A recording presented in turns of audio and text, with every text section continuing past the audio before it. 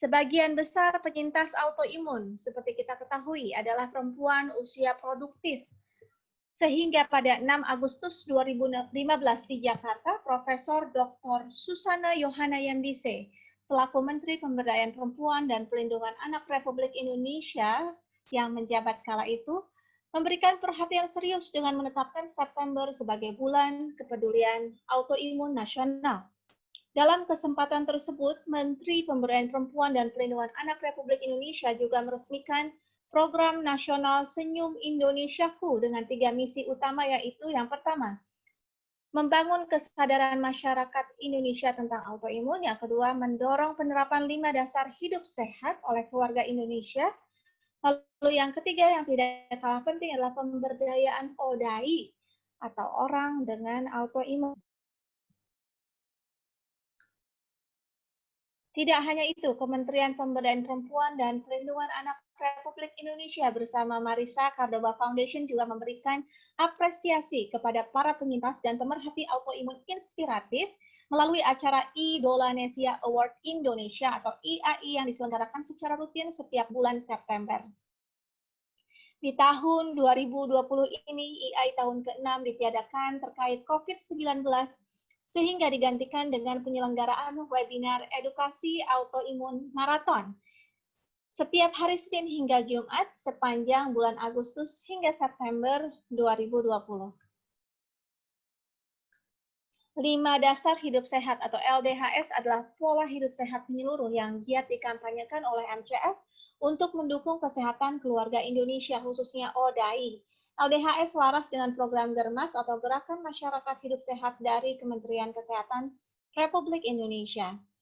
LDHS meliputi 5 pilar dan 15 subpilar, diantaranya adalah gaya hidup sehat, aktif mandiri, pengendalian stres, hidup positif, dan terus belajar.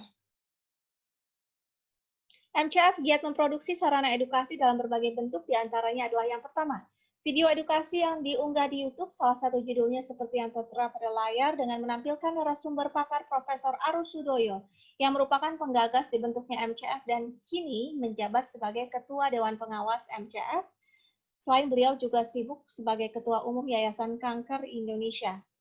MCF juga memproduksi buku Autoimmune The True Story yang berisi hasil interaksi berbagai narasumber pakar bersama para ODAI dalam Kulwap atau kuliah WhatsApp yang digelar secara berkala di grup ODAI yang dibina oleh MCF. Buku ini selain diperjualbelikan di seluruh toko-toko buku terkemuka di tanah air, juga dapat teman-teman dapatkan secara gratis bila memang tidak mampu untuk menjangkaunya. Jadi kami juga menyediakan slot gratis ya untuk teman-teman yang belum dapat mengaksesnya. Kemudian juga ada buku edukasi Romansa Rempah Indonesia yang berisi panduan menyiapkan hidangan sehat khas Nusantara bagi para ODAI. Kedua buku ini dapat diperoleh di seluruh toko buku terkemuka di tanah air. Yang selanjutnya kami juga memproduksi buku edukasi Millennial Moms Bisa yang berisi panduan bergambar dengan bahasa yang sederhana untuk masyarakat awam agar lebih mudah memahami autoimun dan 5 dasar hidup sehat. Buku Smile of the Brave Soul 1 dan 2 yang berisi kisah sukses ODAI menaklukkan autoimunnya juga dapat diperoleh secara gratis dalam bentuk e-book. MCF juga menyelenggarakan berbagai kegiatan diskusi interaktif seperti seminar dan webinar yang diselenggarakan secara berkala. Ini adalah topik untuk hari Senin nanti. Problematika seputar organ reproduksi pada autoimun oleh Dr. Chandranita Manuabe, seorang spesialis obstetri ginekologi dan ginekologi. Lalu hari Selasa ada Dr. Lavinia akan berbagi bagaimana menulis ternyata bisa menjadi sarana yang efektif untuk mengendalikan stres kita. Kemudian juga ada Dr. Laniati Hamijoyo, seorang spesialis penyakit dalam, konsultan reumatologi, akan berbagi seputar nyeri pinggang karena autoimun. Lalu ada Dr. Rianti Maharani berbagi tentang herbal untuk daya tahan tubuh sehat di masa pandemi pada hari Kamis nanti. Ada juga dari seorang wirausaha yang inspiratif, Mbak Lydia Rinaldi, yang produknya sudah mendunia, yaitu vanila. Ternyata ditanam di Indonesia. Kita bisa belajar nih, khususnya buat teman-teman autoimunpreneur atau wirausaha autoimun. Hari Jumat depan. Teman-teman dapat juga melihat topik-topik lainnya yang sangat menarik ya, di antaranya ada Hope for Lupus bersama Syamsi Duha Foundation, Prof. Aru dan Prof. Iris juga akan berbagi di sana seputar syaraf dengan Dr. Riwanti dari Yayasan Multiple Sclerosis Indonesia. Kemudian banyak lagi ya teman-teman, kami juga mendatangkan chef dari Ukraina untuk berbagi bagaimana mengolah makanan sehat. Ditutup dengan hari terakhir ada kegiatan bersama Kementerian Pemberdayaan Perempuan dan Perlindungan Anak Republik Indonesia dan juga Kementerian Kesehatan. Kegiatan gratis yaitu Meditative Fighting Club setiap hari Minggu malam jam 19.30 hingga jam 21 waktu Indonesia Barat. Ada kelas masak sehat bersama saya setiap hari Sabtu. Semua kegiatan ini maupun informasi seputar autoimun dan 5 dasar hidup sehat juga organisasi Marisa Cordoba Foundation dapat teman-teman simak di seluruh lini masa kami yang tertera pada layar. Ada call center, ada YouTube, website, Instagram, Facebook, email, dan juga aplikasi yang dapat diunduh di handphone berbasis Android masing-masing. Kami juga senantiasa menggugah teman-teman untuk dapat mendukung kampanye autoimun melalui donasi ke rekening yang tertera pada layar. Nah, tiba saatnya nih kita di sesi yang kita tunggu-tunggu bersama narasumber kita Dr. Theo Audianto, spesialis penyakit dalam, membahas tentang hikmat untuk menua dengan sehat. Acara ini juga disponsori oleh Naturalova yang nanti akan berbagi apa saja ya produk-produknya dia yang akan diberikan secara gratis kepada teman-teman yang mengajukan pertanyaan-pertanyaan ya. Tentu saja akan dipilih nanti siapa yang beruntung. Baik, kita sambut bersama Dr. Theo Audianto yang sudah bergabung bersama kita. Selamat malam, Dr. Theo. Oke, selamat malam. Ya. Terima kasih sudah meluangkan waktu, Dok. Ya. Baik. Saya share screen ya.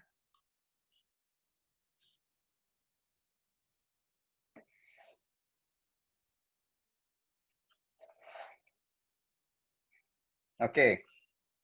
Ya, kita buka diskusi kita. Terdengar suara saya? Jelas ya? Ya, jelas, Dok. Tes. Ya, jelas ya? Jelas. Nah, kalau kita bicara gitu ya, seringkali kalau yang waktu yang sangat membahagiakan kalau kita bisa berulang tahun ya. Terutama kita mau diskusi dulu nih sebentar. Ada mungkin yang bisa ngasih pertanyaan jawaban siapa yang mau sampai bisa ulang tahunnya di ulang tahun yang ke-100? Ada enggak? Saya. Dari para peserta. Ada ya? Ada berapa banyak? Banyak nggak nih? Kalau resen kita lihat banyak nggak? Ya. Nah, atau kadang-kadang kita timbul kalau kita berbicara sampai 100 kebanyakan, Dok. 70 aja cukup gitu loh ya. Atau ya 50 aja dengan berbagai macam penderitaan yang sekarang ini apakah bisa sampai atau tidak. Nah, ini dia. Nah, oleh karena itu kita akan melihat dari sisi kesehatan ya. Bagaimana sebenarnya potensi orang itu bisa hidup panjang ya. Potensi hidup manusia itu kalau kita bilang joke ya, salah satunya kita bisa hidup sampai 120 tahun sebenarnya ya. Apalagi optimis dengan kemajuan teknologi kesehatan yang kita miliki sekarang ini. Nah, sekarang ini kita akan coba memperkenalkan salah satu kata-kata ini permainan kata, tapi menjadi sesuatu istilah yang menarik ya, inflame aging ya. Kita lihat di sini, ini orang menua ya, ini aging ya, tapi kita ada kata inflame ya, flame api ya, kebakaran. Nah sekarang kita bagaimana kita punya hikmat untuk bisa menua. Nanti lewat jalur-jalur ternyata kalau kita yang ini kan sudah sangat cukup diberkahi ya. Teman-teman selama 30 hari dengan berbagai macam pengetahuan, webinar yang bermacam ragam ini. Tentunya saya sih sebenarnya berharap kalau Bu Marisa Cordoba itu bisa ulang tahunnya juga sampai ke usia yang 100 gitu ya. Nah ini dia ulang tahunnya. Supaya lebih banyak bisa berkarya bagi bumi tercinta Indonesia ini dan buat dunia ini ya. Supaya orang-orang yang lainnya juga bisa tergugah, tetap bisa hidup produktif, dan bisa panjang umur. Nah, inflammaging, terutama kita tidak suka menjadi tua, karena kita jadi beban bagi orang lain. Ini yang kebanyakan kalau ditanyakan kepada pasien-pasien saya, kenapa tidak mau untuk sampai usia panjang? Istilah inflammaging ini mulai diperkenalkan tahun 2000-an. Jadi masih baru ya. Ini kayak istilah bahasa atau istilah prokemnya di dalam kemajuan kedokteran ya. Franceschi dan kawan-kawan, karena orang mulai menggali ilmu tentang penuaan, aging ya. Dan saat itu juga ilmu mengenai inflamasi mulai berkembang. Dengan kita bertemu dengan penelitian-penelitian, penemuan-penemuan sebenarnya di balik dari peradangan ini apa sih gitu ya. Nah, ini merupakan satu konsep proses penuaan. Tetapi konsep penuaan itu banyak ya. Ada banyak ya. Yang paling gampang buka kalender itu pasti tua gitu ya. Setiap hari ada tanggalan tambah itu aging gitu namanya ya. Tapi itu prosesnya, tapi konsepnya sendiri berbagai macam. Jadi hari-hari kita menjalani kehidupan kita itu ada berbagai macam. Kita nanti kenal nanti akan ada radikal bebas, oksidan, antioksidan gitu ya, inflamasi, ada masalah genetika gitu ya, DNA yang semakin pendek, telomer. Nah, itu berbagai macam konsep ya tentang proses penuaan. Tetapi sebenarnya apa sih yang mendasari penuaan ini juga masih sesuatu yang misteri. Orang bertambahnya kalendernya, bertambah harinya, itu juga ada suatu proses yang biologis, tapi akan turun-turun-turun. Nah, pada kesempatan kali ini kita akan mencermati ya penuaan ini dari sudut pandang inflamasi atau peradangan. Nah, biar gampangnya saja ya, ini capture ya dengan lihat inflame dan aging ya. Inflamasio itu merupakan bahasa dari Latin, inflamasio artinya peradangan. Tapi kalau kita ingat koinnya itu adalah inflame ya, tubuhnya terbakar. Jadi kalau tubuh itu kita maunya adalah jiwa kita yang terbakar supaya kita tetap bisa berkarya dengan tubuhnya ini. Kalau tubuhnya terbakar, lama-lama tubuhnya habis. Nah, ini dia. Kita tahu kalau energi yang tersimpan dalam tubuh kita itu, energi itu punya kekekalan. Energi itu uh, hanya berubah ya. Kita maunya yang kita dipercayakan tubuh kita, yang masih ada energinya ini, kita maunya energi yang berada dalam tubuh kita itu lebih diam di dalam tubuh kita itu lama gitu. Jadi otomatis kita harus menjaga supaya pembakaran ini terjadinya tepat ya. Nah, kita ini ilustrasinya gambarannya begini. Kita maunya adalah taruh dalam tubuh kita itu ada pembakaran kayak lilin yang menerangi tubuh kita gitu ya. Kita nggak mau kita menaruh obor yang akhirnya membakar tubuh kita dan habisnya cepat gitu loh. Ya, kalau bisa kita mau lilinnya nyalanya pelan-pelan tapi panjang umurnya. Ini kurang lebih lah kalau kita melihat lilin dengan obor ya. Gambarannya sedemikian supaya dapat visualisasinya ya. Dan ini peradangan itu ya seperti lilin, kita akan menghabiskan energi kita lalu lampirannya padam. Selesai. Nah, kita tentunya kita tidak mau melihat gambaran yang kita indah awal terus kemudian peot. Nah, ini yang biasanya gambaran-gambaran ini yang sering kita lihat kalau kita berhadapan dengan anti-aging ya. Nanti kita akan singgung sebenarnya aging itu apa dan maunya apa gitu. Nah, kita yang indah itu kalau kita bisa seperti ini ya.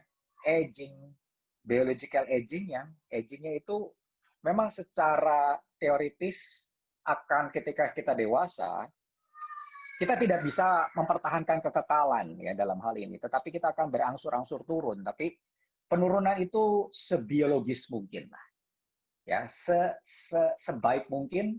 Nah itu namanya adalah aging well atau healthy aging. Atau kita sukses menua sampai nanti target kehidupan kita ya misalnya 100 tahun atau 120 tahun.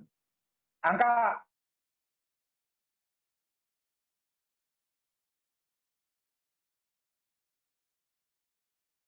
harapan hidup orang Indonesia sekarang 70 tahun. Tapi hidup kurang dari 120, apa kurang dari yang ini, berarti kita sebenarnya masih berhutang. Ya, dalam arti kita berhutang kehidupan karena kita akan memendekkan angka harapan hidup orang Indonesia. Terus kemudian kita lihat kita harus penuaan itu harus terjadinya dalam proses yang biologis.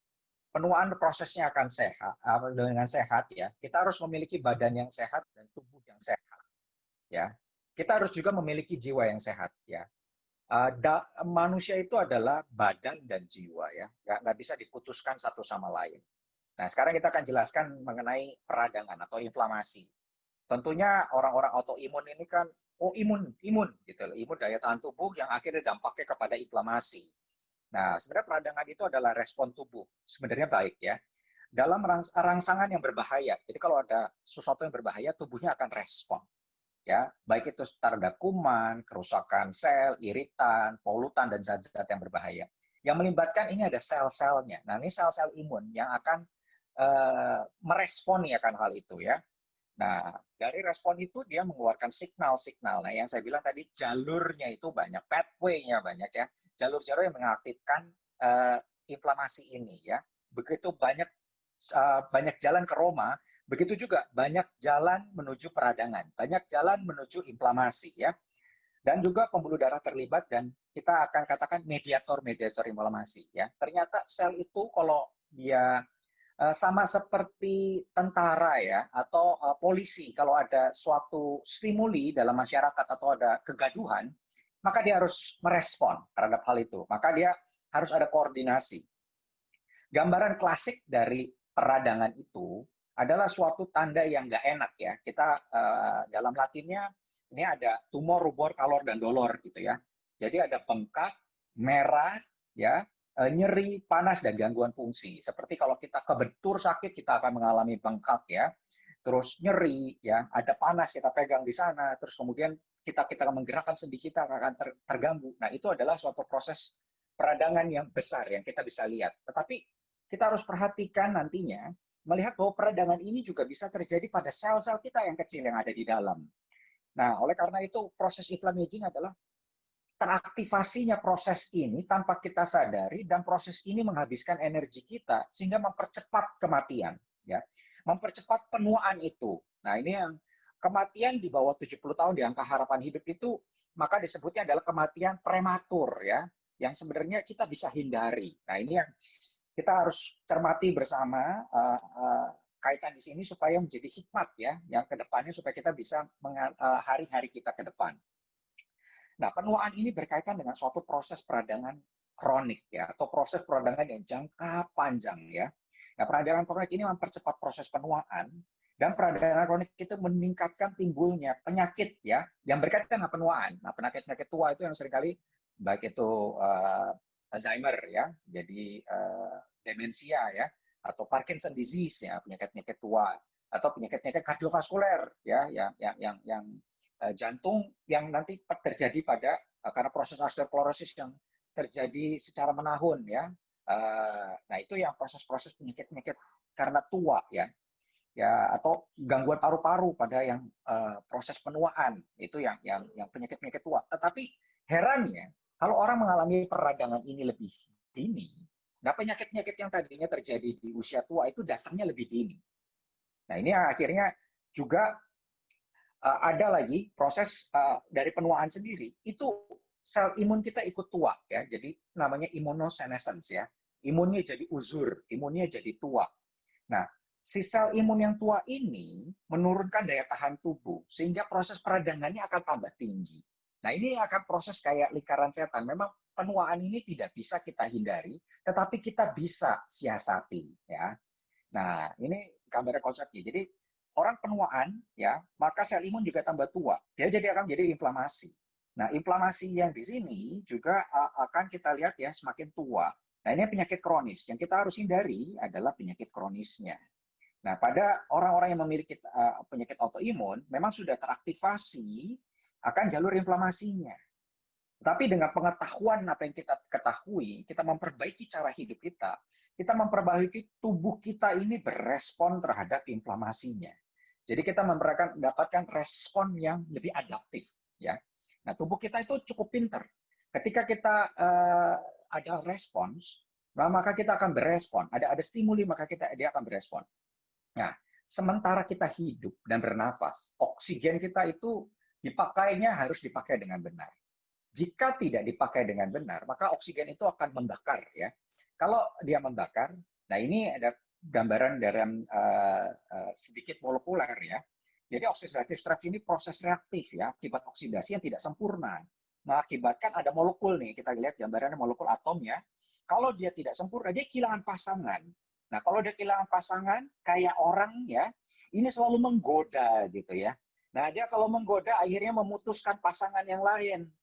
Nah, ini kalau putusnya pasangan, maka hubungan di antara atom ya atau hubungan di antara yang lainnya juga ikut terganggu. Ini dia yang jadi si wanita ini mirip-mirip dengan si free radicals gitu. Ini dia gambaran ilustrasi yang mudahnya dari oxidative stress. Nah, kalau ada hubungan yang terganggu sedemikian, nah sehingga kita akan lihat faktor-faktor yang bisa meningkatkan ini apa saja stresnya. Nah, ini ada faktor yang dari dalam sendiri ya. Ini setiap kali kita melakukan pembelahan, sebenarnya tubuh kita stres ya. DNA kita juga setiap kali kalau kita nggak stabil ya, itu juga stres ya. Nah, kita ada kebanyakan makan juga stres gitu loh ya.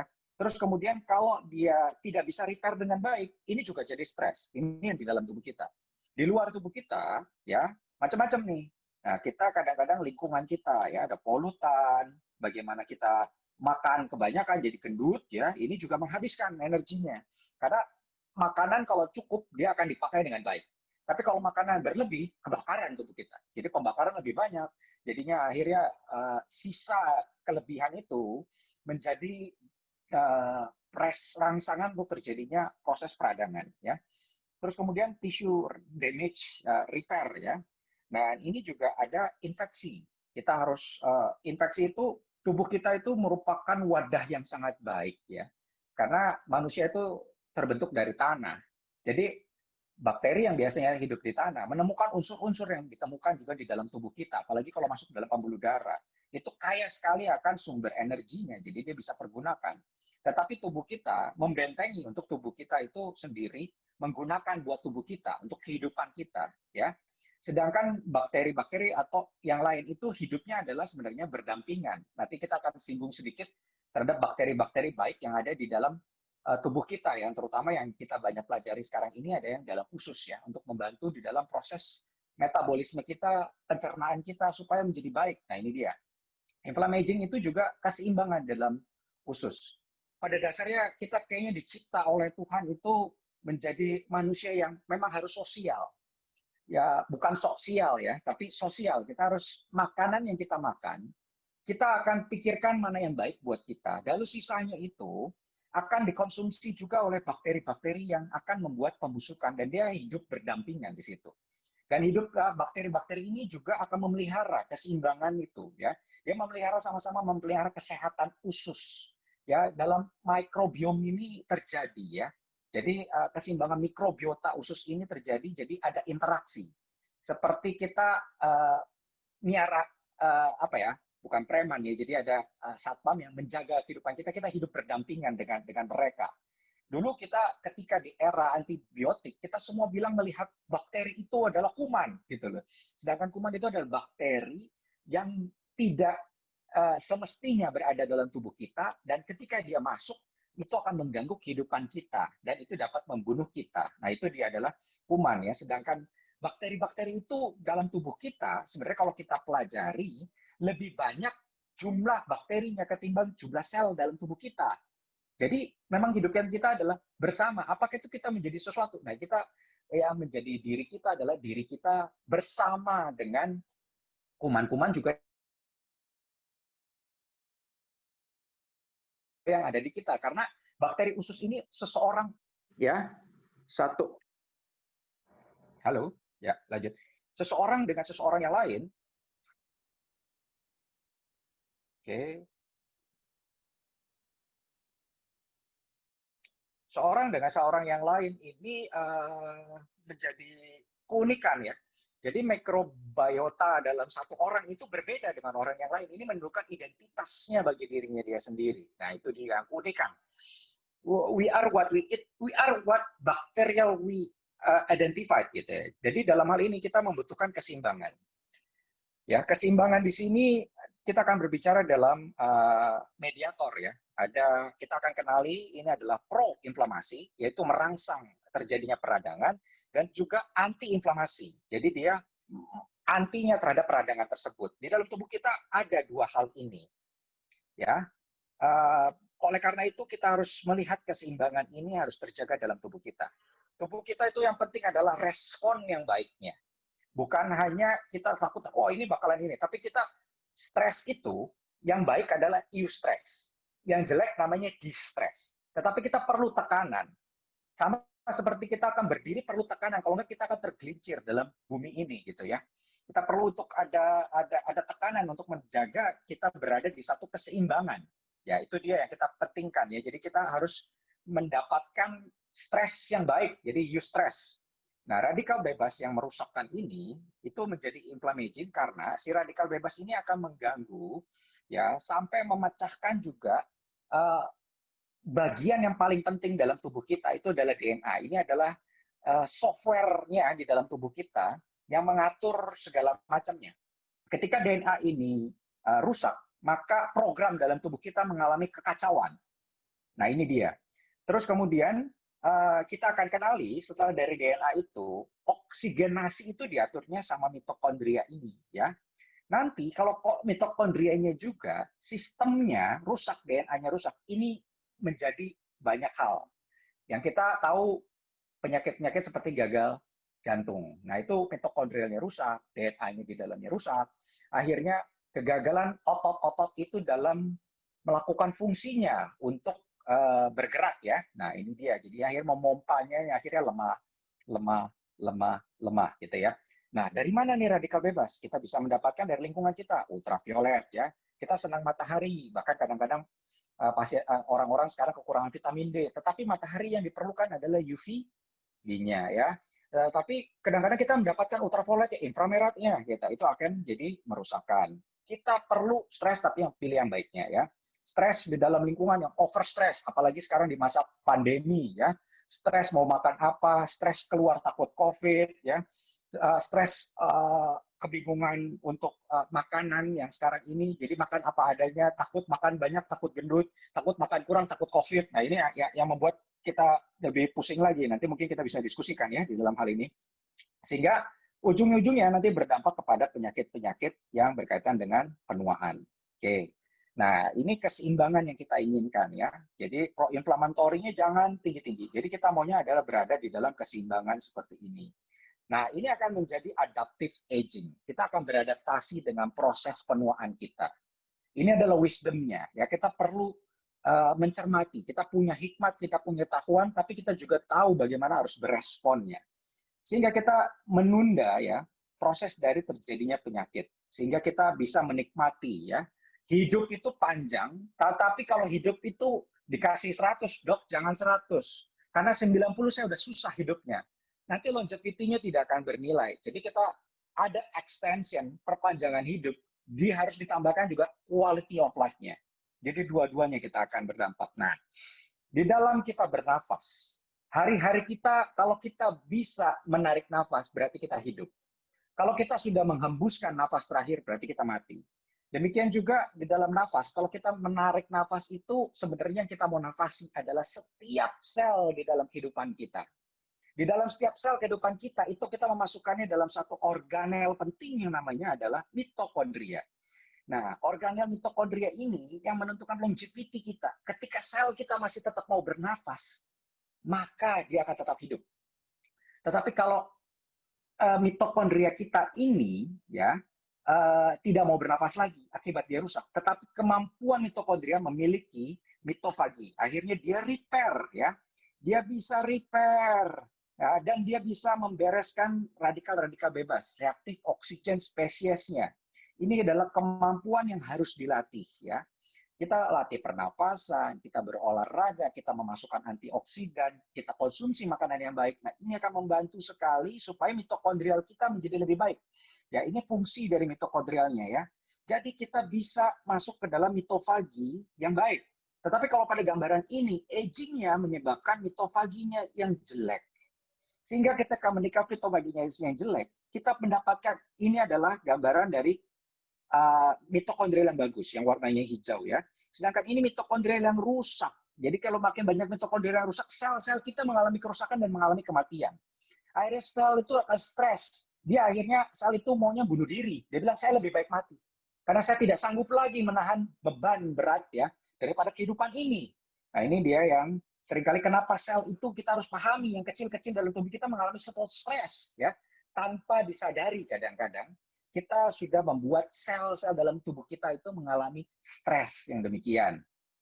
Kita inginnya adalah, nah ini banyak istilah ya, sama-sama kita belajar, autofagi ya.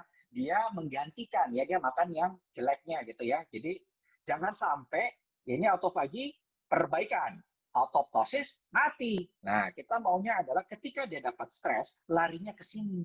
Jadinya adaptasi. Jangan larinya ke apoptosis, nanti mati. Nah, ini dia. Untuk bisa sampai ke sini, kita perlu latih ya. Latih bagaimana supaya kita bisa mendapatkan respon yang baik ya. Maka itu kita harus mendapat autophagy threshold-nya kita tingkatkan, tapi apoptosis threshold-nya kita juga jangan cepat-cepat langsung dia mati. Oke.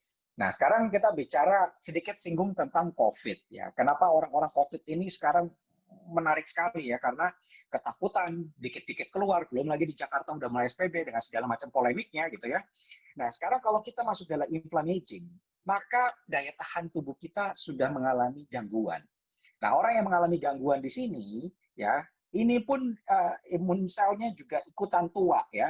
Nanti dia lebih gampang prone untuk terkena COVID dan tidak dapat adaptasi dengan penyakit ini, sehingga kecacatan lebih tinggi, kesakitannya lebih berat, sampai kadang-kadang amit-amit lah ya berdampak kepada kematian. Nah, oleh karena itu, nah ini yang berkaitan dengan kita masuk sama teman-teman sekalian ya yang penyandang dari autoimmune disease ya. Autoimmune ini namanya jalur yang saya perkenalkan ya di sini adalah jalan-jalan inflamasi ya. Jalannya tuh dalam tubuh kita banyak banget. Nah, ini jalan-jalan inflamasi ya.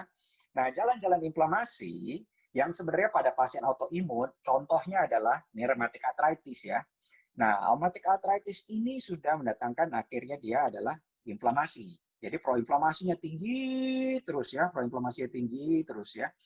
Terus akhirnya dia akumulatif ke sini ROS-nya. Maka kalau ada yang yang begini, jadi aging prosesnya dia akan bertambah ya. Ya, karena radikal bebas meningkat, ada proinflamasi meningkat. Nah, caranya gimana? Tekan inflamasinya, dapatkan remisi, pertahankan jalurnya tetap yang jalur yang adaptif ya. Jangan nanti akumulasi. Karena akumulasi kerusakan akan berdampak kepada aging-nya sendiri. Nah, sekarang maunya kita itu sebenarnya anti-aging atau anti-inflamasi. Kalau anti-aging berarti kita nggak aging-aging ya. Mungkin nanti kalau kita udah sampai di surga kita nggak akan aging kali ya. Tetapi kalau anti-aging, kalender kita aja tetap akan muter. Jadi age terus ya, hari demi hari. Tapi kita akan nggak mau tahan harinya, kita mau tetap berjalan harinya, tetapi tubuh kita mendapatkan biological aging, aging well, healthy aging, dan successful aging yang kita inginkan ya. Jadi yang kita harus kita masukkan adalah anti-inflamasi ya. Jadi anti dari peradangan, beresin dari pathway-pathway-nya. Ini yang wisdom ini yang sebenarnya sama-sama kita cari. Kedokteran juga masih banyak kesulitannya. Nah, ini banyak jalur peradangan ya, seperti banyak jalur ke Roma. Saya akan perkenalkan kenapa penyakit-penyakit yang ngetren sekarang atau penyakit-penyakit yang banyak kita hadapi. Ya, salah satunya adalah diabetes. Diabetes lewat jalurnya demikian. Kita kebanyakan makan, maka insulin kita akan rusak ya. Ketika insulin kita akan rusak, maka lebih banyak lagi terjadinya radikal bebas di sini ya. Jadi dia meningkatkan proses aging-nya sendiri ya. Sampai kemudian kita lihat lagi dari mana. Ini orang merokok ya dengan COPD. Jadi gimana? Banyak rusak dari elastinnya. Jadi paru-parunya jadinya kita bikin paru-paru asap ya. Kalau dendeng asap enak kita makan, paru-paru asap mungkin enak kita makan. Tapi kalau paru-paru kita yang diasapin, rusaklah dia. Ya, oke. Karena itu kita lihat juga dari arteriosklerosis. Ini penyakit pasien-pasien jantung ya, yang paling banyak ada hipertensi dan yang lain. Urusannya adalah kolesterol ya. Karena kolesterol itu akan meningkat, maka dia menyebabkan arteriosklerosis. Dasarnya lagi dari radikal bebas yang banyak ya. Belum sampai kadang-kadang dari radikal bebas yang banyak ini meningkatkan gangguan pada ini generalnya ya di dalam pengaturan inflamasi. Ketika dia responnya tidak baik, maka dia akan respon sampai kadang-kadang salah dalam membentuk selnya. Akhirnya terjadi pertumbuhan sel yang kita tidak inginkan, jadinya namanya tumor. Kalau tumornya ganas, namanya kanker. Ya. Nah, kalau dia ada gangguan pada di sini, ya, ini juga akan mencetuskan terjadinya penyakit-penyakit autoimun sejalan dengan aging-nya. Penyakit-penyakit autoimun yang jalan pada aging itu adalah salah satunya rheumatic arthritis, ya. Yang sekarang orang tambah tua, ada juga peningkatan resiko terhadap rheumatic arthritis-nya. Nah, ini yang kita inginkan sebenarnya. Kita nggak mau berada di sini, ya. Jangan yang tampangnya jadi susah begini. Tapi kita maunya adalah tampangnya adalah happy, ya. Jadi kita ada anti-inflamasi, kita healthy makannya, dan healthy lifestyle-nya. Ini yang terus digagaskan dari LDHS, ya, dan Marisa Cordoba Foundation.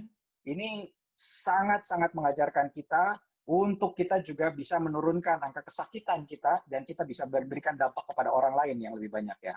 Oleh karena itu, baik dari aging, frailty, disability, ya, kita maunya ke arah sini untuk menahan, jangan terjadinya akumulasi dari kerusakan, baik dari selular sampai ke molekular yang kecil-kecilnya, supaya kita bisa mempertahankan environment kita tetap baik. Nah, ya, bagaimana kita hikmat untuk lewati inflammation? Satu, jaga keseimbangan. Tadi kan kita lihat balance-nya, kita harus jaga keseimbangan. Makan makanan kita, seperti yang sudah banyak, saya tidak akan menyinggung banyak, nanti mungkin kita bisa diskusikan saja, ya, keseimbangan dengan diet. Ya, makan sayur, buah, tinggi serat, nah ini yang dianjurkan. Terus kemudian ada beberapa tumbuhan, sekarang kita banyak faedah-faedah, nanti ada herbal yang di sana. Nah ini kita lihat di dalam tumbuh-tumbuhan ternyata memiliki antioksidan, ya, dan juga anti kanker yang membantu meregulasi tubuh kita lebih baik lagi.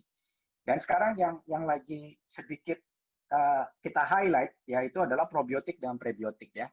Kita memberikan tanda kutip, kita juga akan menumbuhkan koloni-koloni kuman yang baik buat kita, dan juga memberikan makanan yang baik buat dia, ya. Kita harus olahraga. Tubuh kita adalah raga.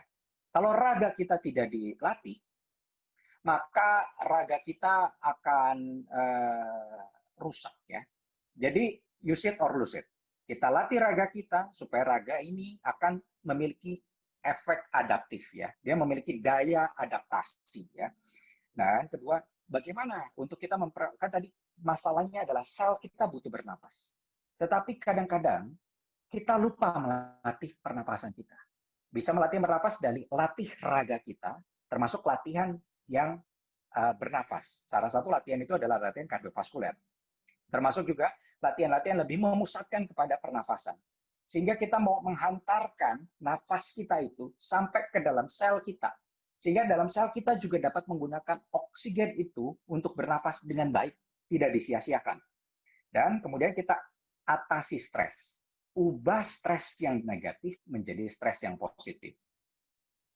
Nah, peranan olahraga di dalam mencegah inflammation, ya. Kalau kita diam saja, tubuh kita juga diam, ya. Kita menyimpan terus, tapi kita tidak pakai. Akhirnya yang pakai mungkin yang lain.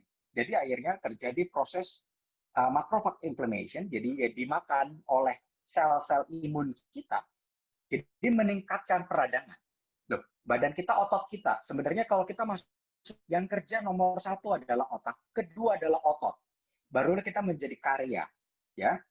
Jadi kalau otak dan ototnya tidak dapat nggak mau bekerja, maka sel kita ya akan makan dari sel-sel kelebihan dari sel-sel lemak kita yang meningkatkan peradangan. Orang gemuk yang seperti ini itu memiliki low grade inflammation, ya, kronik lagi yang terus-terusan, ya, akhirnya berdampak kepada aging-nya sendiri, ya. Oleh karena itu untuk bisa mencegahnya kita berolahraga. Nah, sekarang kita sampai obat-obatan. Ini masih dalam penelitian, masih dalam pengembangan. Otomatis obat-obatan yang sekarang adalah yang bisa dinikmati, kita lihat dari populasi yang sudah sampai usianya 90 dan 100 tahun. Bagaimana obat-obatan yang mereka pakai ini dapat menghantar mereka sampai ke usia sana. Salah satu obatnya adalah menghantar sampai ke sana adalah yang longevity. Ini adalah obat-obatan diabetes yang dipakai oleh pasien-pasien diabetes. Pasien-pasien diabetes yang menggunakan metformin itu umurnya lebih panjang. Jadi saya seringkali berkelakar sama pasien-pasien diabetes, Bapak mau umur panjang, ini ada obat panjang umur Pak, namanya metformin. Nah ini karena dia menghambat tadi salah satu dirigen dari penuaan tersebut, yaitu mTOR, ya. Terus kita juga memberikan asupan yang biasanya dalam makanan-makanan kita kurang, karena kita kurang makanan yang hijau ya, itu banyak ada zinc-nya, ada makanan-makanan yang mengandung vitamin E, ya, vitamin D, karotenoid, ya, polifenol. Juga yang sekarang ini untuk bantu tidur, itu obatnya melatonin, ya.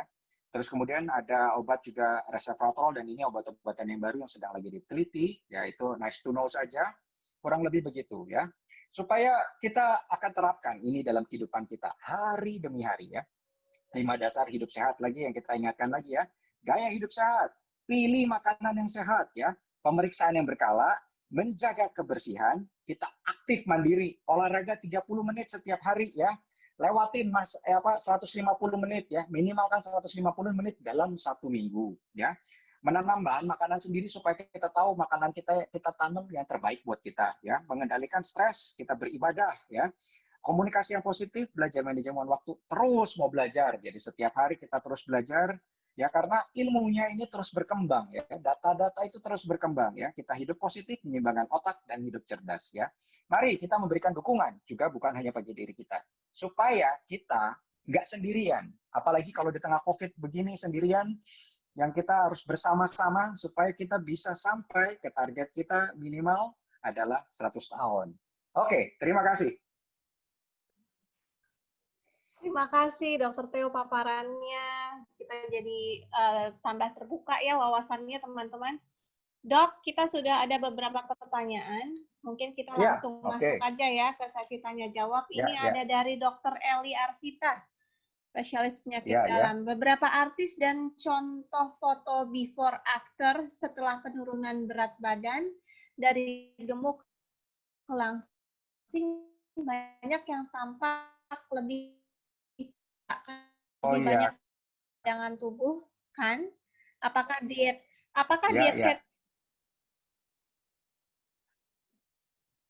Halo, tes. Diet keto. Iya. Halo. Ya. Satu, kalau kita lihat kan, seringkali kalau di foto itu, yang kita kan mengidentifikasikan penuaan itu dari keriput ya, seringkali. Ya. Yang kita hanya lihat luarnya saja gitu loh.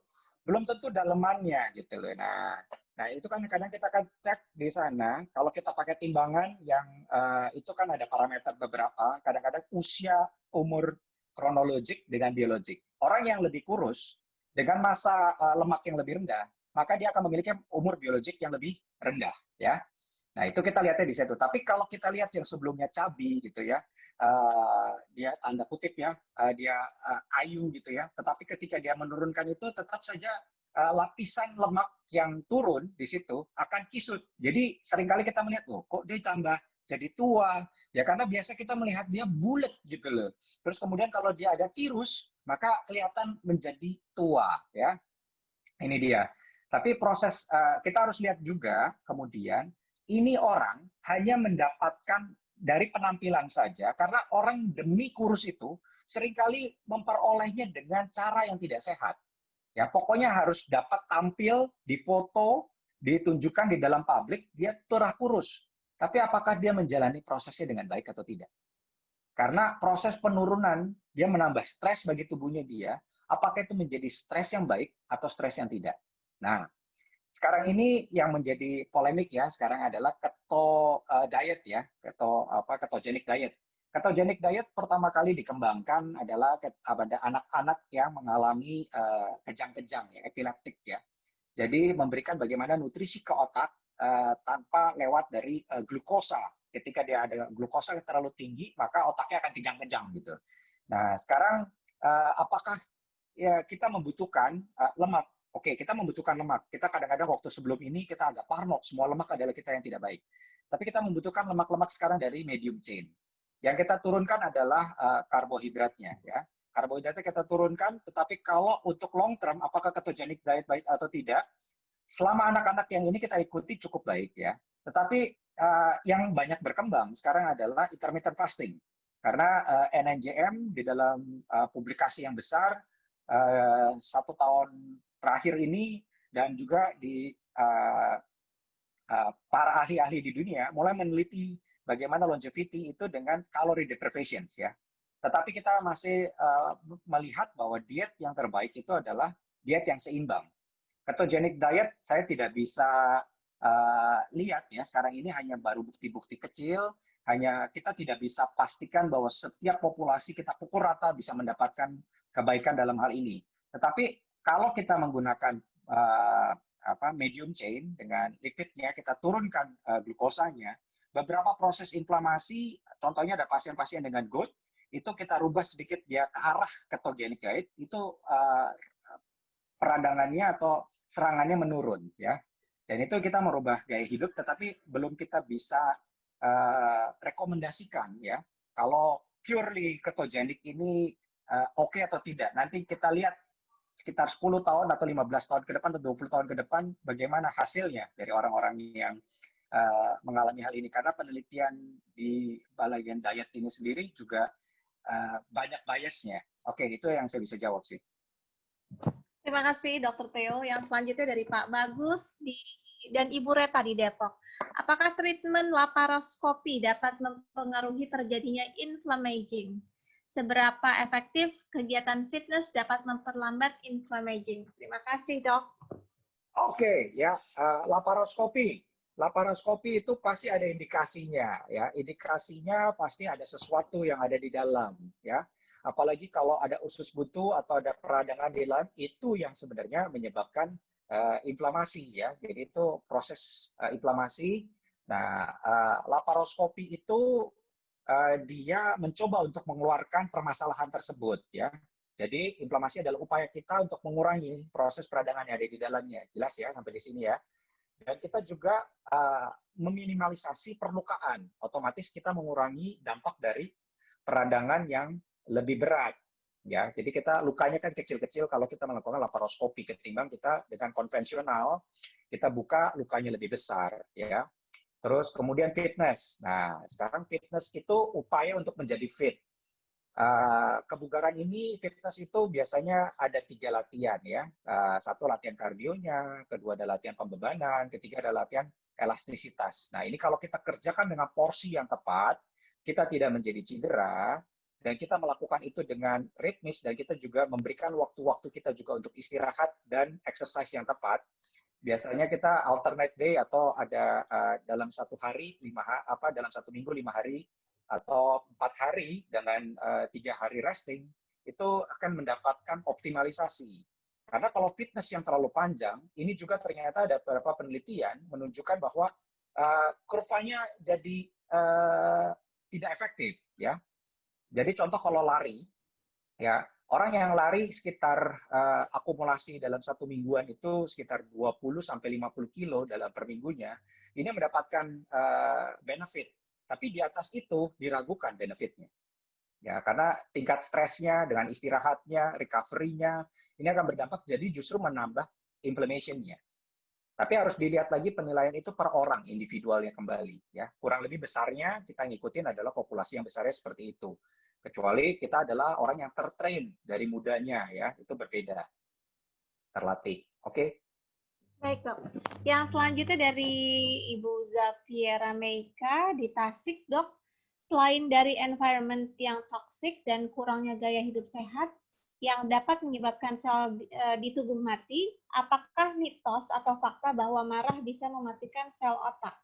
Selain itu, menghisap bau asap rokok juga termasuk penyebab matinya sel otak kah? Terima kasih, Dok. Oh iya. Oke, yang paling yang gampang yang rokok dulu ya. Kalau kita bisa menghisap udara yang segar, udara yang tidak nyaman, yang dari rokok itu hasil pembakaran, itu mengundang toksik ya. Jadi ketika masukkan, termasuk juga toksik-toksiknya akan terhisap dalam paru-paru, kemudian akan masuk ke dalam pembuluh darah kita. Itu akan menjadikan respon kita harus tubuh kita. Kita mencium saja sudah tidak enak, apalagi tubuh kita kadang-kadang juga harus berespon. Itu menjadi suatu proses peradangan dalam tubuh kita. Oke. Kedua, kita marah. Kita marah adalah ketidaksukaan kita yang kemudian kita akan mengeluarkan respon dari simpatetik kita ya. Kita mau berantem sebenarnya, kita mau fight. Nah, itu pelepasan kortisol yang berlebihan, ini akan menyebabkan pembakaran energi yang lebih banyak. Ketika itu dilakukan berlebihan, maka dia akan menghabiskan cadangan dari tubuh kita sendiri. Dan itu ketika kita melakukan kemarahan, maka pembuluh-pembuluh darah kita bukan lagi berdilatasi ya, tidak lagi melebar, tapi kita melakukan kontraksi supaya tekanan yang akan tinggi, supaya otak itu akan merespon dengan cepat. Biasanya kalau kita marah kita agak sedikit jadi pinter ya, pokoknya semua bisa diomongin. Nah itu yang salah satu membuat kalau itu sepanjang hari ya marah demikian, otomatis kita memaksa untuk jantung kita bekerja lebih, pembuluh darah kita bekerja lebih, otot kita bekerja untuk lebih. Ya, maka tetap marah pada kadarnya, ya. Tapi kalau kita nggak ada respon terhadap sesuatu pun juga kita nggak akan bergerak, kita diem aja, oke? Jadi marahlah pada tempatnya, marahlah pada objek yang tepat, dan marah pada waktunya, gitu loh. Lebih baik mengekspresikan daripada tidak mengekspresikan, tapi tahu batasannya. Oke, ini kurang lebih yang kita bisa berikan. Baik dok, yang selanjutnya dari Ibu Rachel Lazuardi. Olahraga apa yang cocok untuk 50 tahun ke atas? Apakah harus sampai berkeringat atau cukup seperti yoga atau stretching saja? Oke, harus dikombinasi ya. Kalau yoga atau stretching itu sangat dianjurkan karena menuai proses penuaan yang lupa dilatih kadang-kadang adalah kelenturan. Sehingga nanti kalau kelenturan, keseimbangan kita yang terganggu, lebih gampang kita terjatuh ya. Dan tapi juga harus kardiovaskuler ya. Kalau kardiovaskuler kita latih sampai ini prinsipnya begini, yang sederhananya ya. Kalau kita melakukan aktivitas, kita masih bisa nyanyi sampai baitnya yang terakhir, berarti itu kurang. Yaitu terlampau ringan. Jadi kita inginkan adalah olahraga yang sedang. Sedang-sedang saja itu pace-nya curhat. Jadi kita masih bisa tanya, Bu, kemarin kemana? Oh, saya pergi ke sana. Tapi udah stop, satu kalimat saja ya. Kalau dia berat, kemana? Itu udah termasuk napasnya berat. Itu paling gampang di situ aja. Jadi kalau kita mulai ada kita jalan atau kita beraktivitas sampai kita enak ya, tapi kita tarik nafas lagi, besok kita lanjut lagi ya, gitu. Itu moderate. Kita inginkan adalah di proses moderate karena di saat moderate itu masih bisa dinikmati. Tapi kalau di proses yang berat ya, itu biasanya rekomendasinya hanya 15-20 menit saja intensitasnya di sana. Rasanya sih 4 menit aja udah kalau belum terlatih ngap-ngapan. Nah, itu dia ya.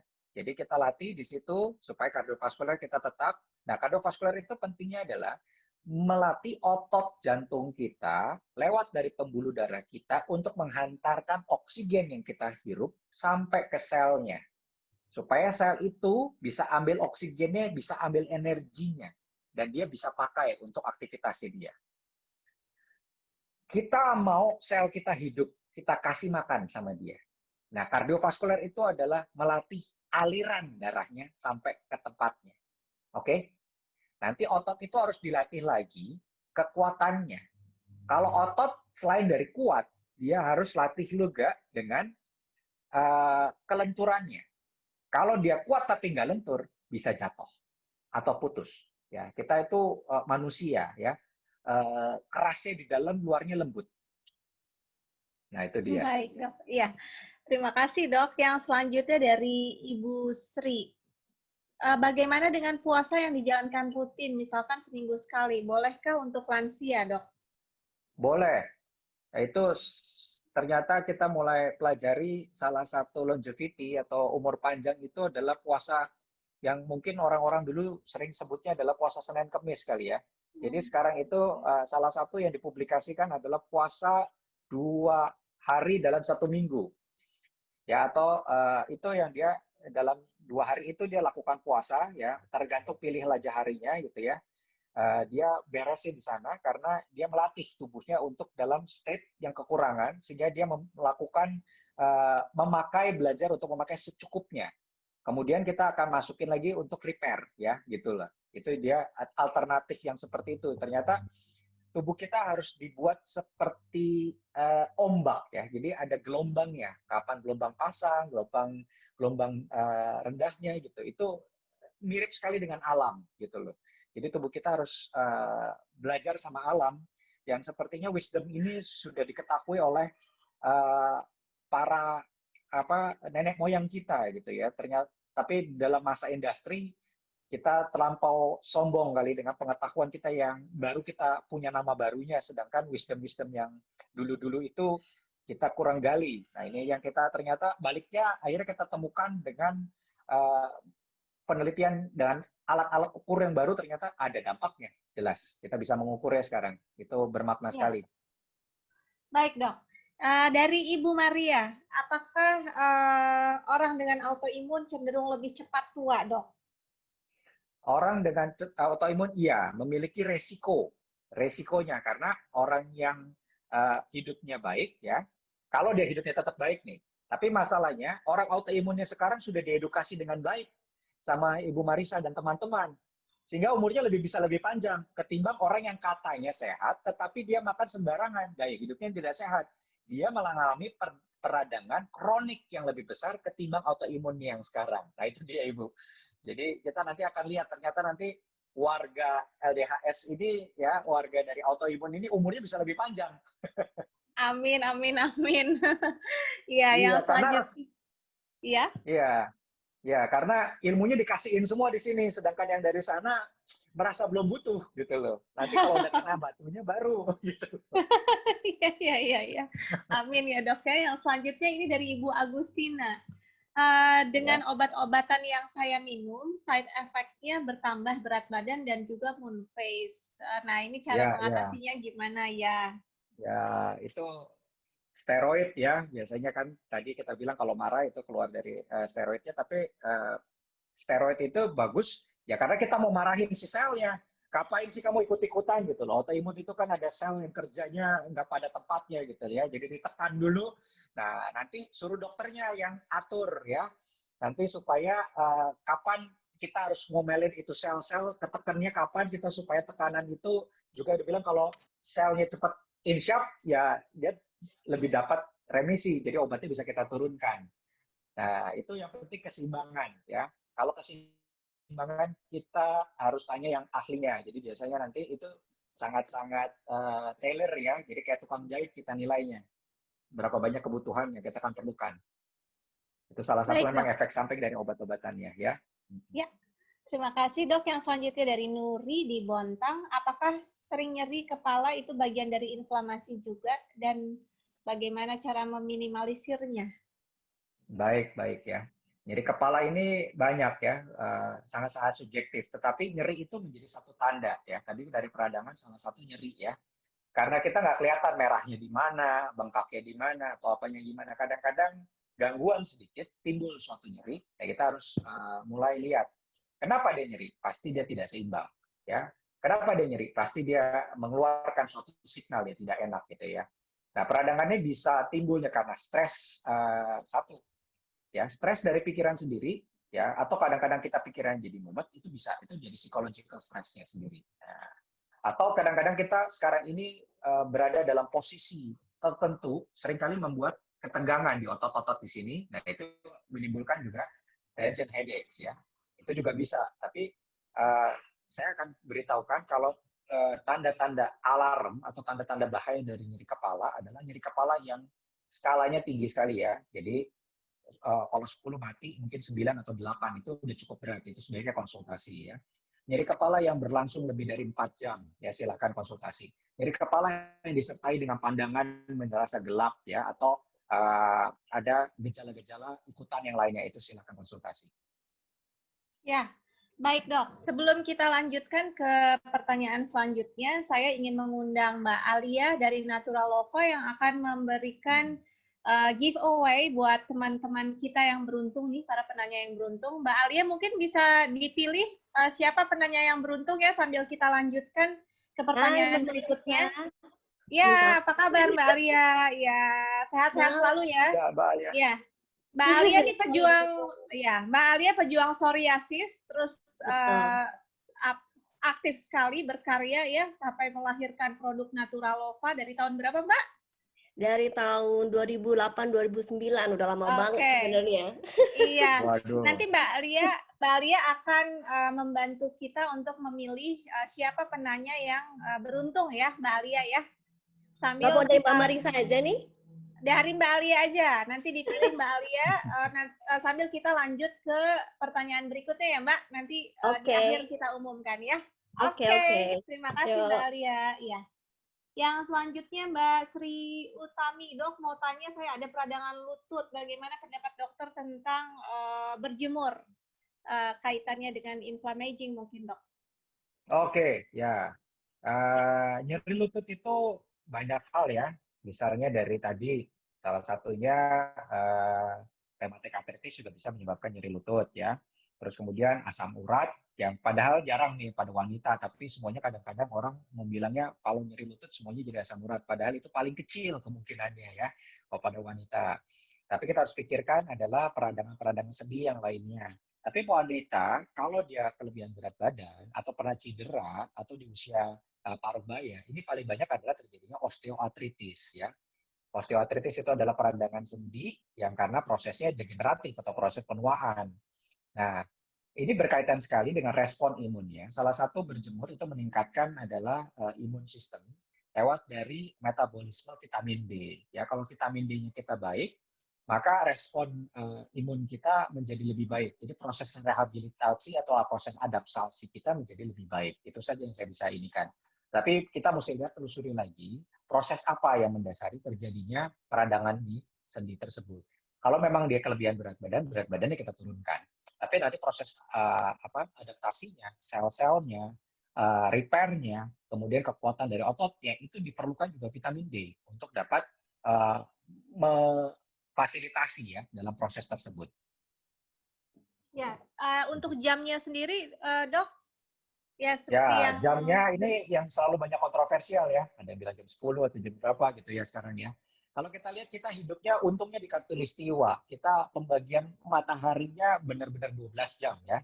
Jadi kalau kita nggak mau panas ya, kalau penelitian yang dilakukan di UI memang paling bagus paparan ya paling tinggi adalah di jam 12. Tapi itu gosong. Kita tidak bisa menikmati waktu di berjemur di jam gitu. Saya masih tetap aja rekomendasikan adalah ketika kita di pagi hari, udaranya masih segar, kita bisa bermain lebih lama di matahari, maka kita akan memiliki paparan yang misalnya 30 menit, 40 menit, sampai 1 jam. Itu sama seperti nanti paparan di panas-panas yang siang hari, itu kurang lebih hanya paparan 15 menit dengan intensitas yang itu bukan hanya didapatkan UVB-nya saja, tapi infrarednya juga iya. Jadi gosong dan ultravioletnya juga kita dapatkan. Kita kan ingin dapatkan adalah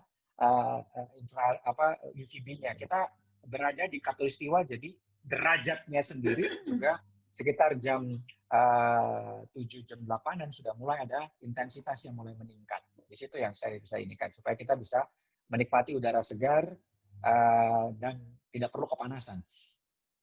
Oke, ya bisa sambil berolahraga ya dok ya kalau pagi-pagi ya. Betul, ya. Jadi Ya. bukan hanya berjemur saja, tetapi kita bisa menikmati ya saat-saat itu ya.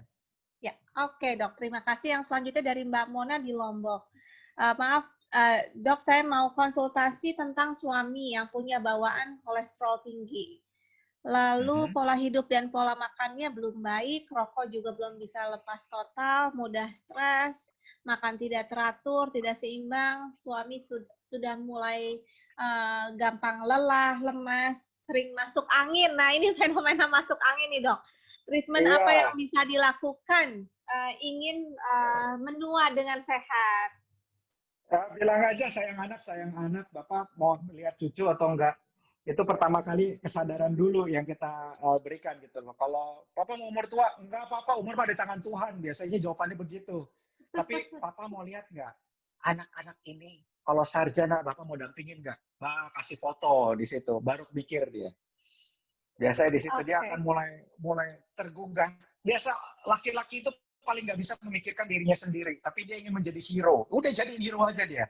Ya ketika dia menjadi hero, baru dia merasa bermaknanya demikian, gitu loh. Kalau dia cuma mikir dia sendiri, udah mama jangan usik-usik, ini kesukaan saya. Nggak akan dia gerak. Oh, itu ya rahasianya. Betul, tapi jadikanlah dia jadi kepala keluarga, jangan diomelin. Papa adalah hero dalam keluarga ini. Papa tentunya mau lihat ya, nanti anak-anak Bapak dampingin. Wah, terus kalau punya anak perempuan, Bapak mau antar anak Bapak ke dalam pelaminan, ya, yang di sana. Dia, oh iya. Terus dia mikir, saya jalan aja udah ngap. Mulai dia berpikir. Jadi latihlah yang mendapatkan kesadaran dalam diri sendiri. Tapi kalau dia harus diomongin, Apalagi tanda kutip nih, ini curhatnya para pria ya. Kalau diomongin sama perempuan, lu jangan ngajarin gua deh. Oke. Iya, iya.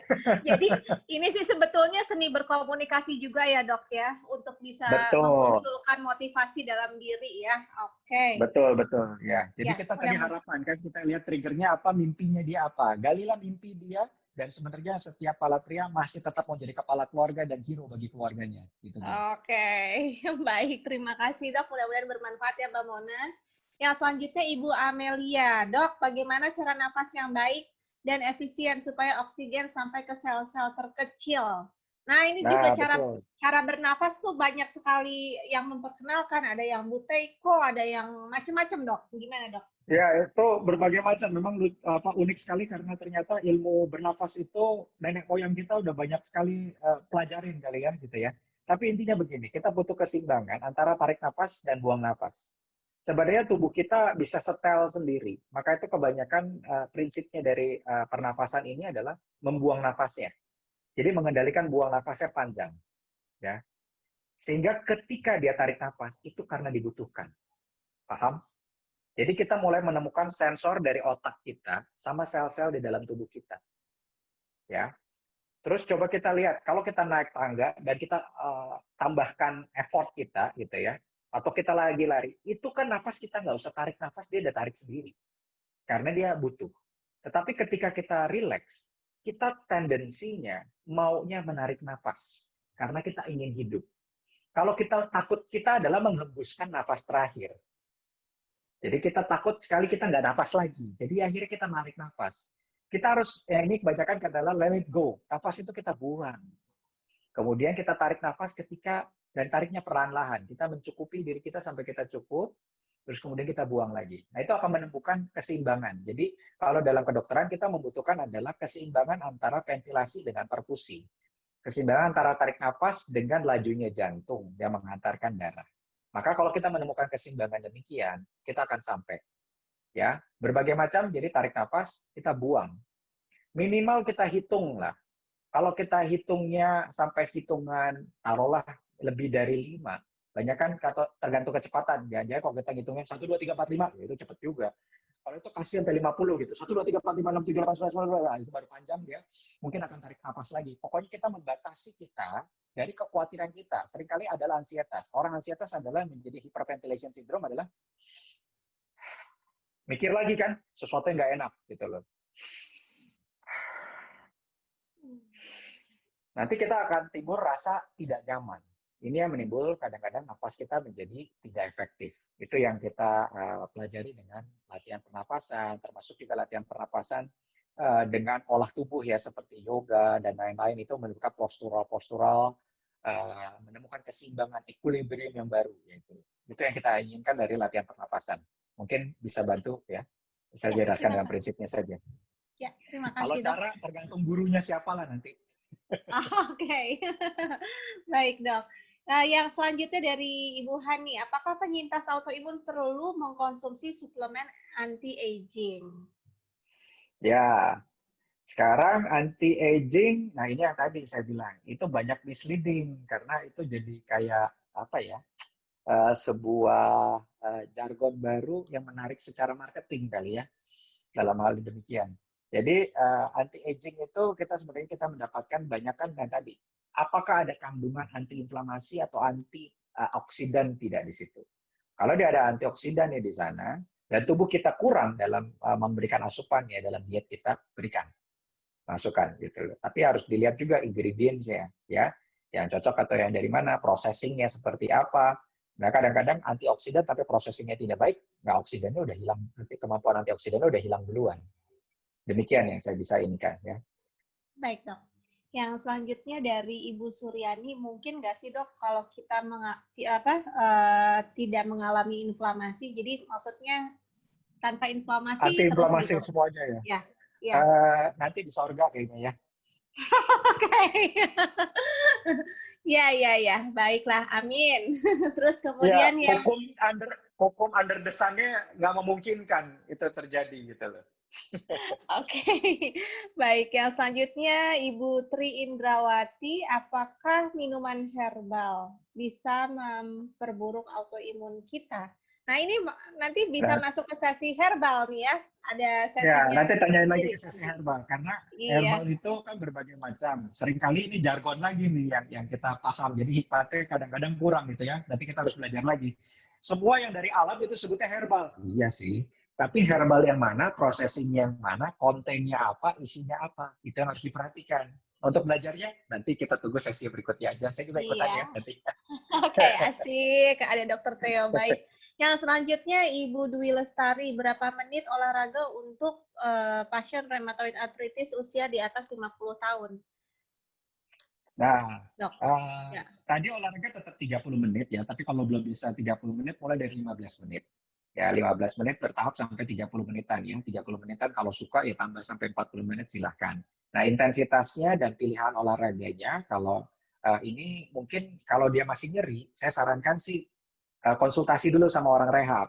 Ya, setelah kalau udah oke, nanti biasanya bisa dibantu untuk beberapa teman-teman instruktur atau memang dari kedokteran olahraga. Tapi karena teman-teman kedokteran olahraga ini sangat langka ya spesialisasinya, nanti konsultasi dulu ke orang-orang rehab ya, yang biasanya bisa mempelajari fungsinya. Karena fungsi sendinya kalau sudah pernah ada inflamasi, peradangan, ini individual hitungannya. Kayak tukang jahit lagi. Cocoknya yang mana gitu loh. Kita tentukan dosisnya yang cocok per individual. Gitu ya.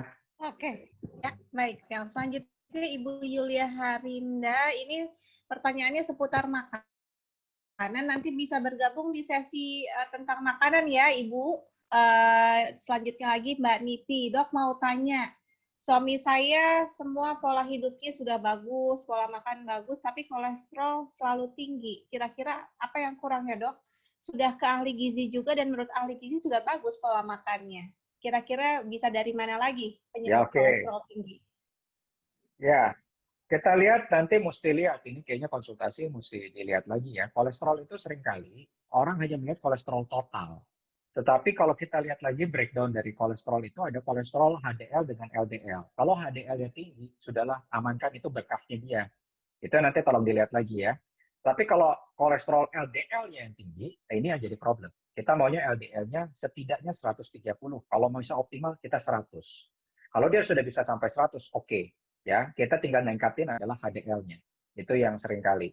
Jadi kolesterol ini dengan gaya hidup, kolesterol ini hanya dilihat di high risk kalau LDL-nya di atas 109. Ini yang high risk.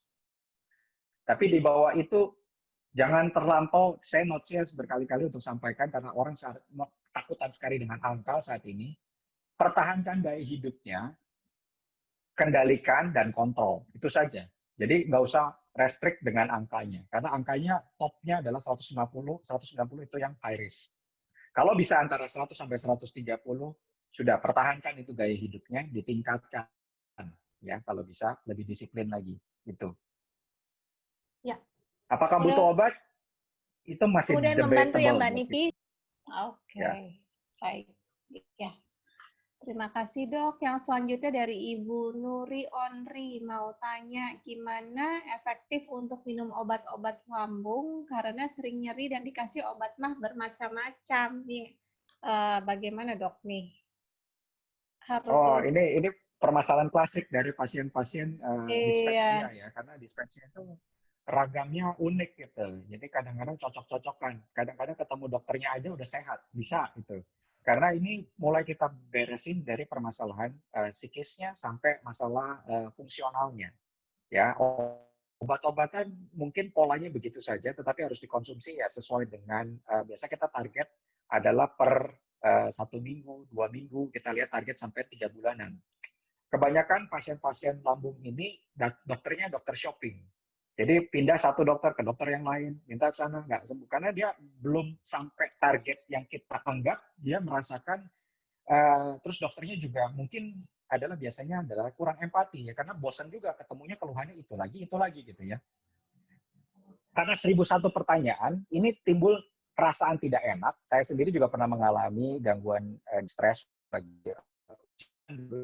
Ya, itu memang tidak enak. Itu kita harus sama-sama lihat sebenarnya problemnya apa. Ketika stresornya ternyata ada kadang-kadang konflik di dalam diri kita, perasaan yang tidak nyaman, kekhawatiran kita akan kondisi kita, ya. Bahkan kita nggak khawatir akan lain, tapi kita khawatir akan kondisi sakit saya itu udah kayak berputar-putar dengan hal demikian. Jadi setelah kita memberikan obat-obatan, biasa kita tambahkan dengan psikoterapi ya di sini ya. Kalau psikoterapi enggak, ya kita mesti cari lagi. Sebenarnya kadang-kadang perlu untuk cari akar pahitnya di mana. Yang jadi permasalahan apa? Ya gitu loh. Ya, kadang-kadang sendiri mungkin kita nggak bisa melihat diri kita permasalahan atau enggak. Sampai kadang-kadang perlu juga untuk terapi hipnosis untuk menggali apa yang di dalamnya. Di balik yang itu yang orangnya dengan kognitifnya sangat kuat, ternyata dalamannya sebenarnya ini loh yang jadi masalah, nggak terkuak gitu dia. Itu juga udah sampai kita bisa menggunakan berbagai metode seperti itu gitu. Ya, baik. Mudah-mudahan menjawab ya Mbak Nuri. Saya akan bacakan 3 pertanyaan terakhir. Sesi pertanyaannya sudah ditutup karena waktu kita sudah hampir habis. 3 pertanyaan terakhir. Pertama dari Mbak Agustina. Badan saya seperti panas, tapi bukan suhu tubuh di luar, tapi di dalam, terutama pada saat tidur berkeringat dingin. Kalau sudah terbangun, sulit tidur lagi. Dalam badan itu seperti gemetaran dan terkadang seperti tangan tidak sinkron dalam ngetik dan nulis juga gemetar. Itu bagaimana dok mengatasinya katanya?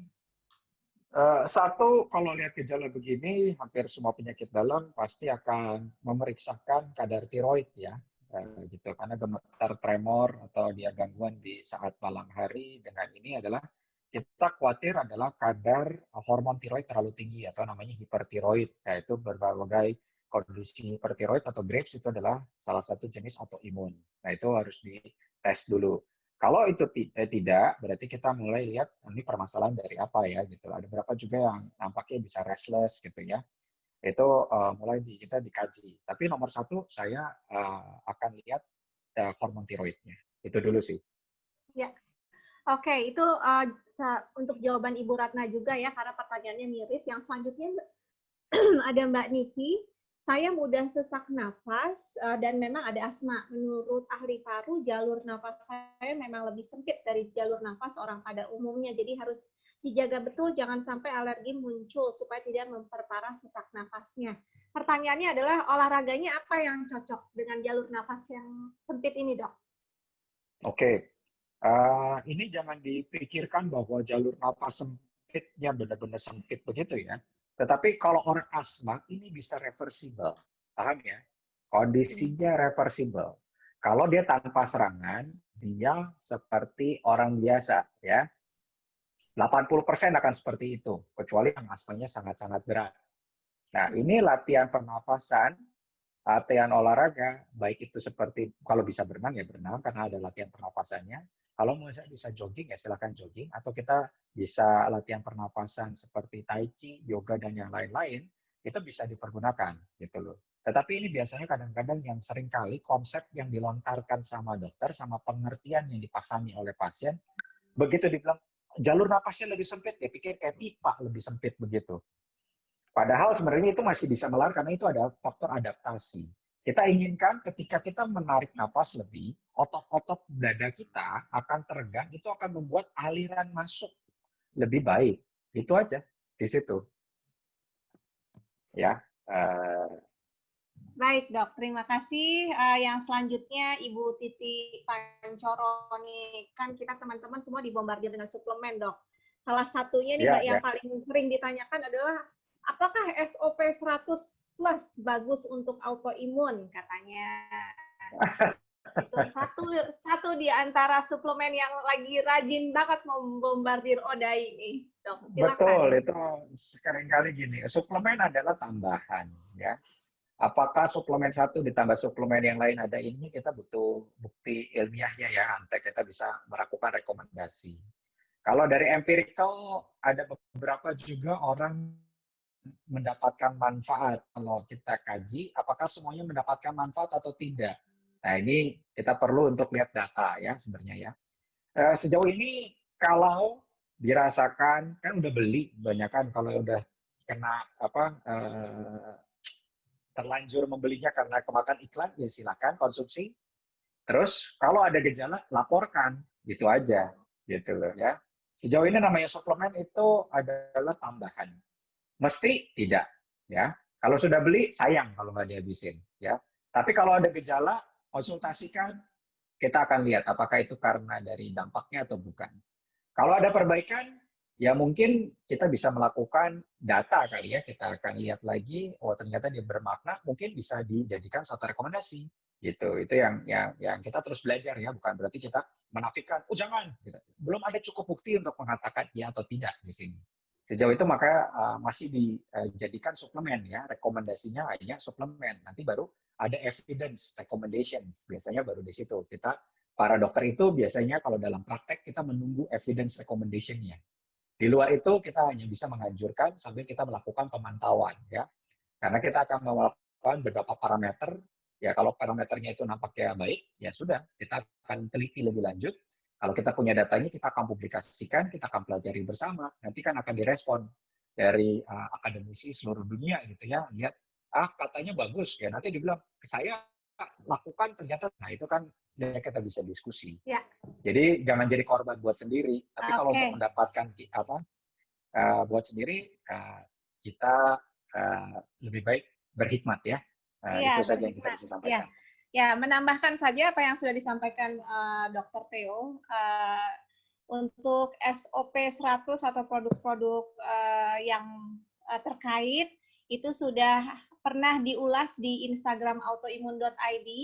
Profesor Iris Rengganis menyatakan bahwa sebaiknya tidak dikonsumsi oleh orang dengan autoimun. Detailnya nanti bisa dilihat sendiri di Instagram autoimun.id ya, teman-teman. Baik.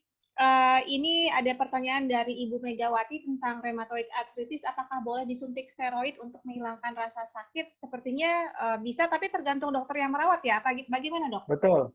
Ya. Tergantung kasus, tergantung sendinya, tergantung keterampilannya, tergantung kompetensi dokternya juga. Gitu loh. Tetapi kalau untuk peradangan kita lihat itu akan cepat sekali dalam meredakan peradangannya. Kalau memang ada bengkak, kita bisa aspirasi dan berikan steroid. Ya, begitu.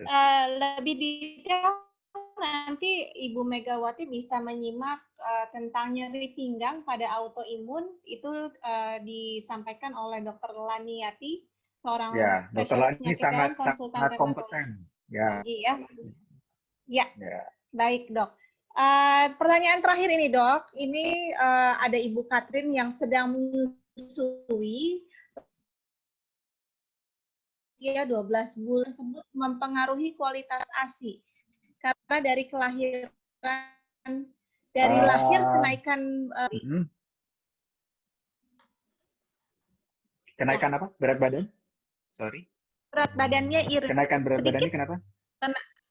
Sedikit. Oh, kenaikan berat badannya irit. Ya, sangat sedikit.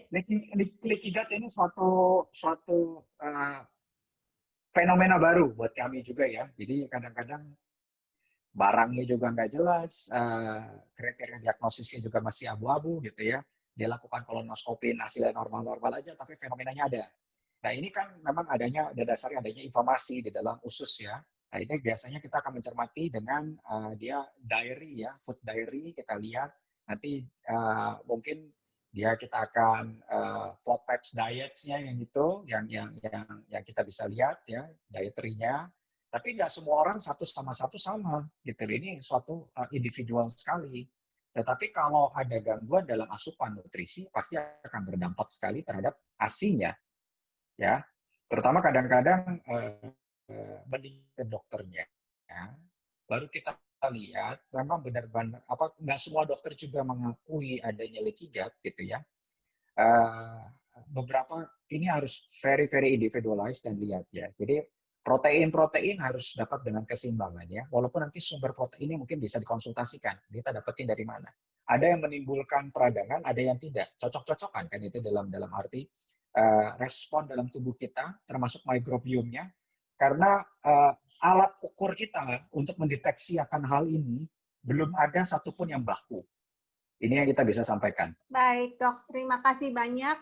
Ini untuk Ibu Cici yang bertanya perihal kesuburan atau perencanaan kehamilan nanti bisa mengikuti sesinya Dr. Chandranita Manuabe, spesialis obstetrik ginekologi hari Senin ya, Ibu Cici. Baik, sesi pertanyaan kita sudah selesai. Mari kita mendengarkan dari Mbak Alia siapa 5 peserta yang beruntung yang akan mendapatkan produk Natural Lova. Mungkin sambil sedikit dijelaskan ya tentang manfaat daripada produk ini. Mohon izin sebentar ya dok ya. Mbak Alia bisa di-unmute dulu? Ya. Halo, ya. Ya, silakan Mbak. Oke, makasih Dr. Theo, penjelasannya seru banget. Mama Risa juga thank you banget. Mungkin sebelum aku bagi-bagi, kita kenalan dulu buat yang belum kenal ya. Saya Alia Kardin, saya foundernya Natural Lova yang akan berbagi giveaway malam ini. Nah, sedikit cerita nih soal saya sendiri. Sebenarnya saya mulai Natural Lova itu karena saya sendiri autoimun. Jadi dari kecil saya asma, dari SMA saya psoriasis, tapi dulu belum ketahuan psoriasis, jadi dibilangnya eksim. Baru ketahuan psoriasis itu pas saya udah kerja umur 30 tahunan lah gitu kan. Dan 2 tahun lalu itu didiagnosanya Tarlov cyst. Jadi ada satu kista lah di tulang punggung gitu. Nah tadi juga ada yang bertanya kan, katanya autoimun bikin kita terlihat lebih tua. Tapi kalau misalnya biasanya kalau misalnya belum tahu saya, mereka tuh ngira saya masih muda. Jadi ada yang ngira masih 20 tahun.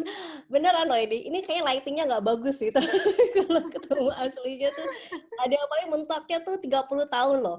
Tapi sebenarnya tuh Agustus kemarin umur saya tuh sudah 43 tahun. Gitu. Wow. Iya gitu kan. Nah, makanya saya tuh bikin Natural Lova ini sebenarnya karena untuk diri saya. Base-nya itu adalah minyak kelapa murni, 100% cold process. Jadi saya pakai fermentasi alami, tidak pakai pemanasan dan tidak pakai mesin sentrifugal. Ini udah dari tahun 2008, 2009 saya pakai sendiri, saya minum, saya balurin ke seluruh kulit gitu karena saya psoriasis, kulitnya kering kan. Jadi emang harus sering banyak pelembabnya lah gitu kan.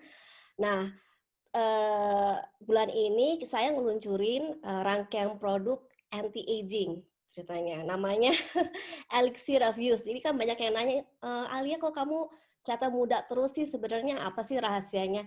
Sehat, makannya yang benar, yoga, olahraga, dan juga saya lebih senang skincare karena skincare itu adalah self care gitu kan, dan self care adalah self love. Jadi harus bisa mencintai diri sendiri. Nah, sebenarnya rangkaian produk itu ada apa aja?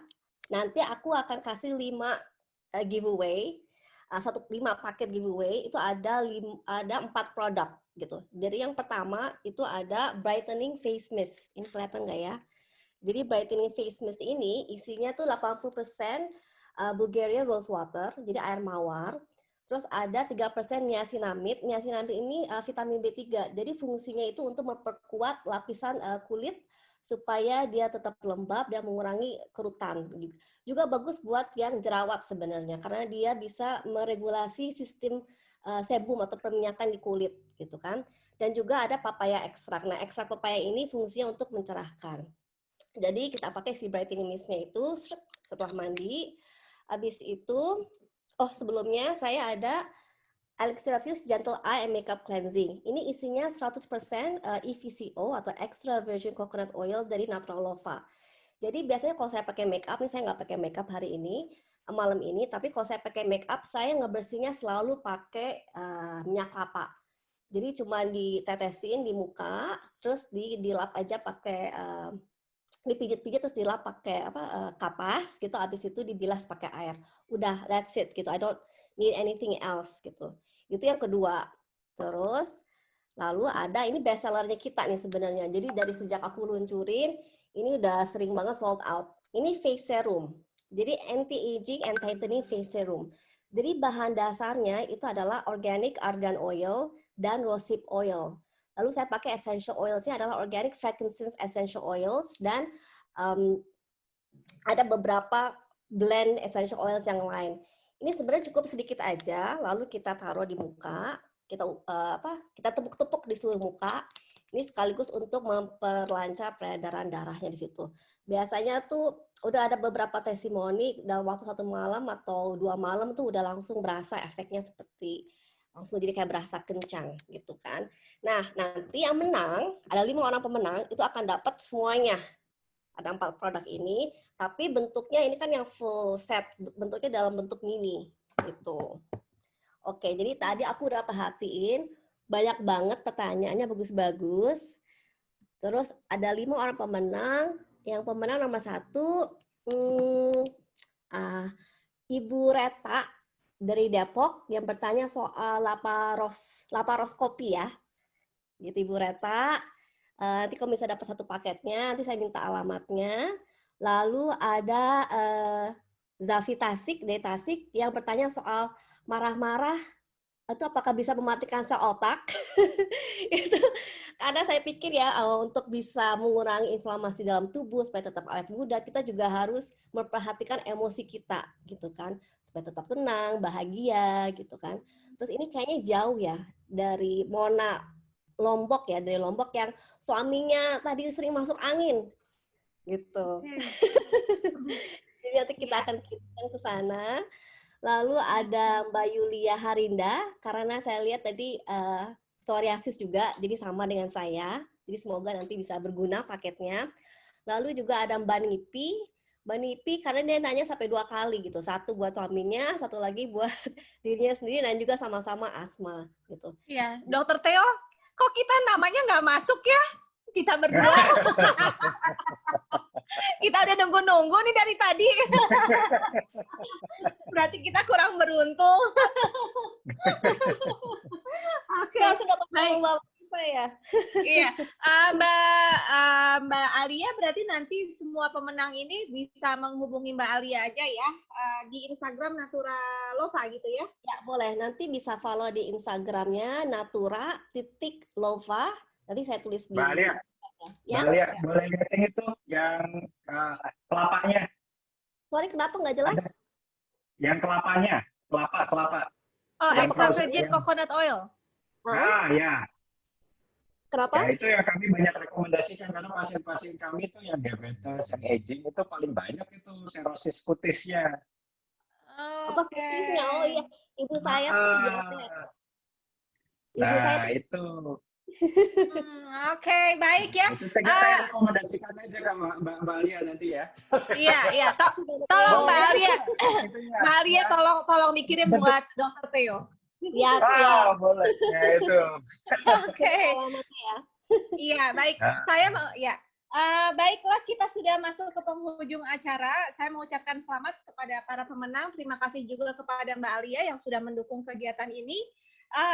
Saya sekarang mengundang teman-teman untuk mengaktifkan fungsi video karena kita akan mengabadikan malam hari ini bersama narasumber kita, Dr. Theo dan Mbak Alia dari Naturalova. Silakan dibuka fungsi videonya, diaktifkan, kemudian saya akan ambil gambar 2 kali. Jangan lupa teman-teman ucapkan happy, oke ya? Biar kita menua dengan sehat, seperti kata Dr. Theo. Baik, 1, 2, 3, happy! Happy! 1, 2, 3, happy! Happy! Oke, baik. Terima kasih banyak teman-teman semua. Mari kita doakan untuk narasumber kita. Semoga beliau senantiasa dikaruniai keberlimpahan dan keberkahan serta kesempatan untuk berbagi lagi dengan kita. Terima kasih juga kepada Mbak Alia dari Naturalova dan juga peserta yang sudah giat belajar bersama. Semoga silaturahmi kita dapat terus berlanjut di webinar-webinar selanjutnya. Saya Marisa Kardoba izin undur diri. Wabillahi taufik wal hidayah. Wassalamualaikum warahmatullahi wabarakatuh. Selamat malam, salam sejahtera untuk kita semua. Dadah. Dadah. Terima kasih, Dok. Terima kasih, Mbak Alia. Ya, sama-sama. Ya.